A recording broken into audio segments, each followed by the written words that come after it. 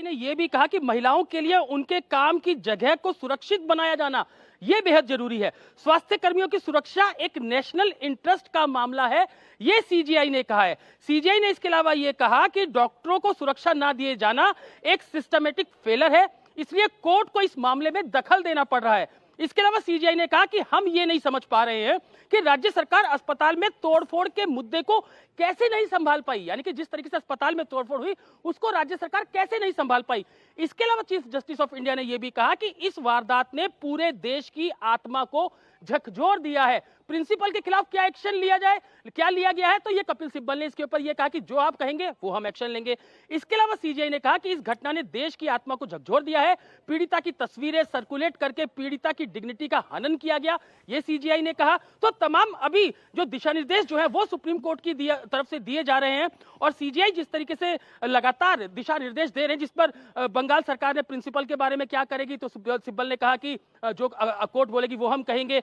SG Tushar Mehta ने कहा कि डीआईजी को बदला जाना चाहिए। पश्चिम बंगाल के डीआईजी का नाम शारदा स्कैम में आया था, कोर्ट में दाखिल एफिडेविट में भी उनका नाम है। इसके अलावा केंद्र की सरकार की तरफ से एसजी तुषार मेहता ने राज्य पुलिस के डीजीपी, अब डीजीपी को बदलने की मांग जो है वो तुषार मेहता एक और बहुत तल्ख टिप्पणी अतुल इसी कड़ी में जो आप बता रहे हैं, जो सीजीआई कह रहे हैं more and more women join the workforce, the nation cannot wait another rape for things to change on ground। जैसे जैसे ज्यादा से ज्यादा महिलाएं वर्कफोर्स में शामिल हो रही हैं, रेप जैसी घटनाओं की पुनरावृत्ति होने की जरूरत नहीं है। हमें उससे पहले ही जमीनी स्तर पर बड़े बदलावों को करने की आवश्यकता है। सुप्रीम कोर्ट की ओर से महिलाओं की सुरक्षा को लेकर, महिलाओं की इक्वालिटी को लेकर, वर्क प्लेस पे सिक्योरिटी को लेकर बड़ी बड़ी टिप्पणियां आज सुप्रीम कोर्ट से आई हैं। अतुल,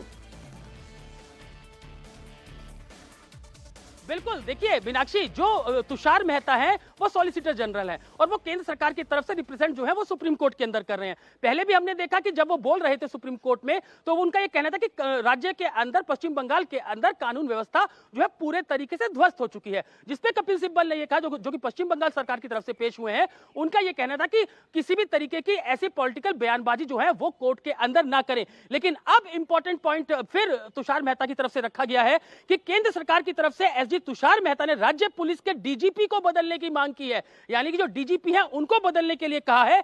और इसके अलावा जो तुषार मेहता है उन्होंने कहा कि पश्चिम बंगाल में किसी दूसरे अधिकारी को प्रभारी डीजीपी बनाया जाए, वर्तमान डीजीपी को हटाया जाना चाहिए। यह तुषार मेहता यानी कि केंद्र सरकार की तरफ से सुप्रीम कोर्ट के अंदर कहा गया है। सीजीआई ने कहा कि डॉक्टर्स को ट्रांसपोर्टेशन की सुविधा अस्पतालों की तरफ से नहीं दी जाती है। यह सुप्रीम कोर्ट ने कहा है कि जो डॉक्टर्स अस्पताल के अंदर आते हैं उनको ट्रांसपोर्टेशन की सुविधा जो है वो नहीं दी जाती अस्पताल की तरफ से। तो जो सीजीआई है वो लगातार इस तरीके के दिशा निर्देश दे रहे हैं जिससे कि महिला डॉक्टर, युवा डॉक्टर, जो डॉक्टर से खास तौर से उनको किस तरीके से सुरक्षा मिल सके, इसको खास तौर पे ध्यान रखा जा रहा है। पश्चिम बंगाल सरकार के ऊपर सवाल उठाए जा रहे हैं और इसके अलावा किस तरीके से जो हॉस्पिटल है उसके अंदर 7,000 लोग डंडे और लाठियों के साथ जो है वो घुस जाते हैं, इसको लेकर सीजीआई काफी चिंतित है। और इसके साथ ही डॉक्टर्स की सुविधाओं के लिए क्या क्या चीजें की जा सकती हैं, इसको लेकर सुप्रीम कोर्ट बेहद ही गंभीर है। जो इन्वेस्टिगेशन चल रही है उसको लेकर जो है वो सीबीआई को कहा गया है कि गुरुवार तक वो अपनी स्टेटस रिपोर्ट जो है वो सीधा सुप्रीम कोर्ट में फाइल करे। और इसके साथ साथ जो सुप्रीम कोर्ट है वो महिला डॉक्टर, खासतौर से महिला डॉक्टरों के लिए ऐसे दिशा निर्देश दे रहा है जिससे कि इस तरीके की घटनाएं दोबारा ना हो सके। सीबीआई की ओर से अतुल ये कह दिया गया है हम मामले में एक आदेश पारित करेंगे, लेकिन फिलहाल ये कहना चाहते हैं कि शांतिपूर्ण प्रदर्शन कर रहे लोगों के ऊपर बल प्रयोग नहीं होना चाहिए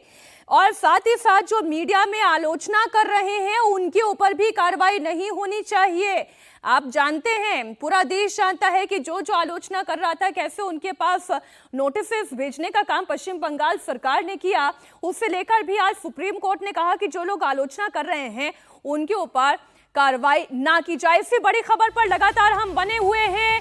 आज सुप्रीम कोर्ट के तमाम सवालों ने पश्चिम बंगाल सरकार की कार्यप्रणाली, पश्चिम बंगाल पुलिस की कार्यप्रणाली और खास तौर पर आरजीकर मेडिकल कॉलेज ने जिस तरीके से इस मामले में हिला हवाली की, उसकी पूरी पोल खोल कर रख दी है।